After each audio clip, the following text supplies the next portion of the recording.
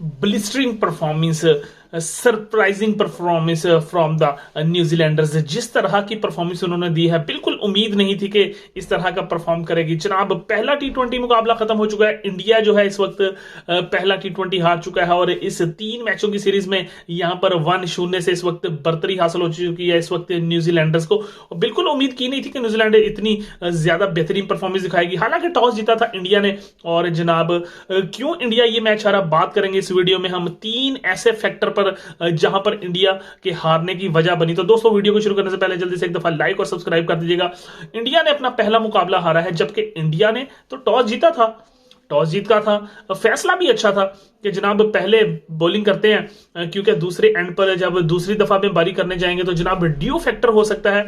Due factor का mind था इस वक्त पांड्या के पास, बट ड्यू फैक्टर तो हुआ नहीं, इतना ज्यादा असर हुआ नहीं है गेम पर।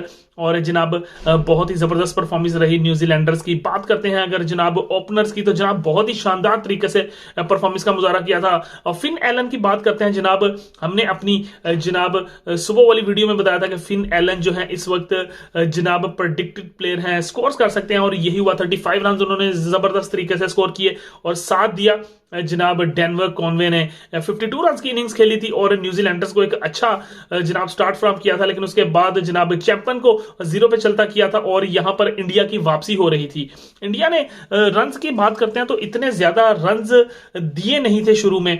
असल में जो रन्स पड़े हैं ना, वो मिडल ओवर्स के बाद पड़े हैं, जहां पर शानदार फिलिप्स को भी पकड़ लिया था, बड़े ही अच्छे तरीके से काबू में कर लिया था फिलिप्स को जनाब इंडिया ने, और सिर्फ 17 रन बना सके थे। लेकिन उसके बाद जो ब्लिस्टरिंग एक्स्ट्रा ऑर्डिनरी परफॉर्मेंस देखने को हमें मिली वो थी डेरन मिचेल की तरफ से।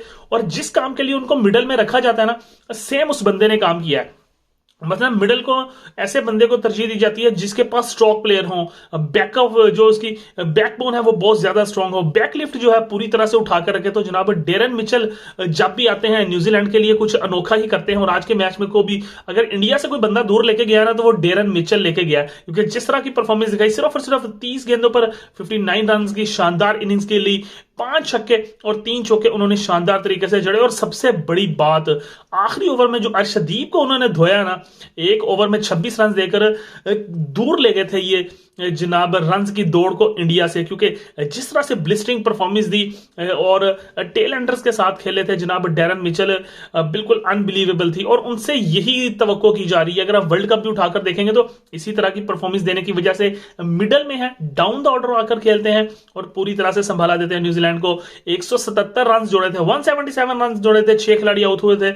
और साथ साथ यहां पर एक और बात मुझे समझानी है आप लोगों के, उमरान मलिक, भाई एक ओवर आपने उसको करवाया है, 16 रन दिए हैं, तो कहीं ना कहीं उसको कॉन्फिडेंस देना चाहिए। हार्दिक पांड्या का पहला फैसला जो गलत था वो था उमरान मलिक का एक ओवर करवाना। चाहे उस बंदे को पहले ओवर में 16 रन हुए हैं, बट कहीं ना कहीं उसको मौका देना चाहिए था, उसको जनाब दोबारा से चेक करना चाहिए था, उसे कॉन्फिडेंस देना चाहिए था कि वो आकर एक ओवर अच्छा डाले और शायद डेरन मिचेल की जो है वो विकेट लेकर चला जाए। लेकिन हार्दिक पांड्या ने ये मौका गवाया, उमरान मलिक से जनाब दूर रखा बॉल को, जिसकी वजह से यहां पर 177 रन जोड़े। लेकिन 177 रन इंडिया के लिए जितनी बेहतरीन बैटिंग थी, मुश्किल होने नहीं चाहिए थे। लेकिन जनाब जब आई इंडिया की बैटिंग, तो जनाब स्टेज पर थे शुभमन गिल और जनाब ईशान किशन, दोनों वो प्लेयर जिन्होंने 200 पिछले कुछ जनाब रन्स में, पिछले कुछ मैचेस में रन्स किए हैं। बट जनाब रात गई तो बात गई वाली बात की, न्यूजीलैंड ने जिस तरह से कमबैक किया और जनाब सेंटनर कैप्टन खुद गेंद लेकर आ गए थे और शानदार तरीके से इस वक्त अपने पावर प्ले ही ओवर में जनाब बड़ी विकेटें निकाल दी। पावर प्ले में ही ऑलमोस्ट जनाब न्यूजीलैंड ने मैच को अपने हाथ में कर लिया था। डेफिनेटली 95% मैच उनके हाथ में था। लेकिन जिस तरह की बैटिंग इंडिया को देखी जाती है, जिस तरह का एज था अपने होम ग्राउंड पर, उस तरह की ब्लिस्टिंग परफॉर्मेंस हमें देखने को मिली नहीं। मैच मुश्किल था इंडिया के लिए, बट इम्पॉसिबल नहीं था।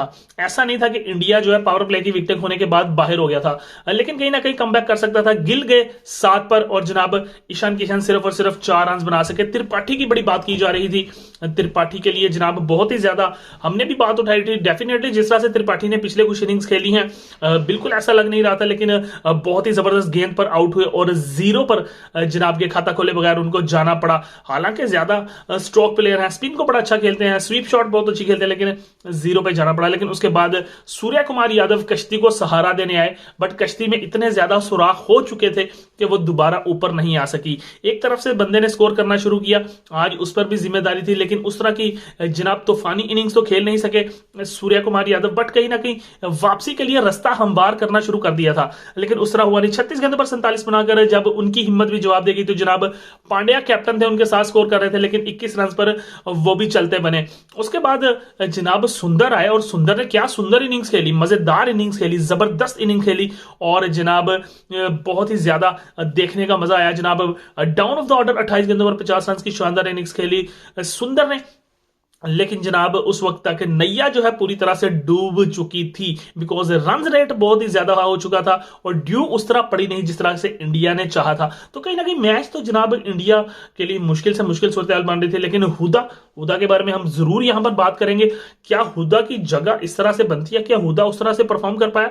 मुझे तो लगता नहीं है कि हुदा इस तरह से इस चीज के लिए माना जाता है, क्योंकि 10 गेंदों पर 10 रन की इनिंग्स खेली थी। अगर वहां पर हुदा कोई ब्लिस्टरिंग इनिंग्स खेल जाता तो शायद इंडिया और ज्यादा क्लोज हो जाता। 155 रन पर जनाब आउट हुई इंडिया और यह मुकाबला पहला जनाब जीता न्यूजीलैंड ने। और बात करते हैं जनाब मैच तो मैच था, हार जीत होती रहती, लेकिन जिस तरह से 3-0 की जनाब क्लीन स्वीप करके ओडीआई के बाद आई थी टीम इंडिया, तो कहीं ना कहीं हमें लग रहा था कि हार्दिक पांड्या भी उसी जनाब चीज को लेकर आगे बढ़ेंगे, लेकिन अनफॉर्चुनेटली अब इंडिया को लड़ना पड़ेगा, अगला मैच लाजमी जीतना पड़ेगा। अगर इंडिया अगला मैच जीता नहीं है तो जनाब ये सीरीज तो न्यूजीलैंड के नाम होने वाली है। कहीं ये ना हो जाए कि वो 3-0 वाली सीरीज इस 3-0 में पूरी हो जाए, लेकिन पांड्या के पास वक्त कम है। अगला मैच लखनऊ में 27 जनवरी को इतवार वाले दिन ये मुकाबला है, और आपको बताते चले कि ज्यादा टीम में तब्दीली होने के चांस नहीं है। मेरे ख्याल से ज्यादा तब्दीली होने के चांस बनने भी नहीं चाहिए, क्योंकि कॉन्फिडेंस देना चाहिए। यही प्लेयर्स हैं जिन्होंने मैच जितवाया है, यही प्लेयर्स हैं जिन्होंने आपको उठाकर ऊपर लेके गए हैं। लेकिन कहीं ना कहीं यहां पर हुदा की जगह जो है मुझे लगता है कि जनाब प्लेयर को चेंज किया जा सकता है। आपको बताते चलेंगे इस वक्त ओपनिंग शायद यही रहेगी, बट कहीं ना कहीं अगर देखते हैं तो हुदा कहीं ना कहीं तब्दील होता हुआ नजर आता है। लेकिन बात अगर हम करते हैं इस वक्त ओवरऑल, पांड्या को ऐसा सोचा नहीं था जनाब पांड्या ने कि इस तरह की जनाब बैटिंग कर जाएंगे। डैरन मिचेल ने तो बिल्कुल उठाकर जनाब अपनी टीम को 0 से आसमान तक ले गया वो बंदा। लेकिन जनाब दूसरा T20 होने वाला है संडे को। दोस्तों आपके ख्याल से क्या इसी प्लेइंग 11 के साथ जाना चाहिए या फिर यहां पर चेंज करनी चाहिए?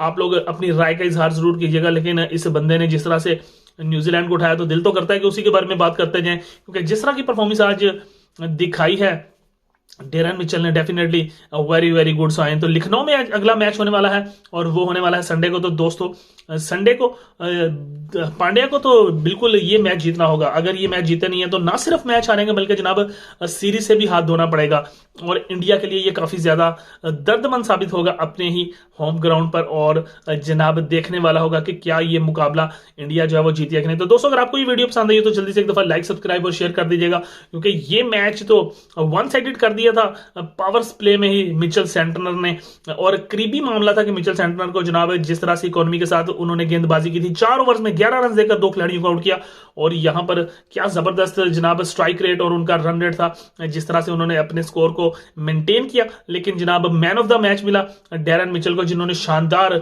30 गेंदों पर 59 रन की शानदार इनिंग्स खेलकर अपनी टीम को उस लेवल पर पहुंचाया जहां पर बिल्कुल उम्मीद नहीं की जा रही, क्योंकि आखिरी अगर ओवर 26 का लगा है तो जनाब यही एक वजह बनी है उनको जनाब मैन ऑफ द मैच देने के लिए। तो दोस्तों उम्मीद यही करते हैं कि इंडिया ना सिर्फ वापस आएगा बल्कि सीरीज को जीतने की भी कोशिश करेगा। तो दोस्तों कमेंट सेक्शन में जरूर बताइएगा कि आपके ख्याल से क्या तब्दीली होनी चाहिए या फिर नहीं। मिलते हैं आपसे नेक्स्ट वीडियो में, तब तक के लिए अल्लाह हाफिज।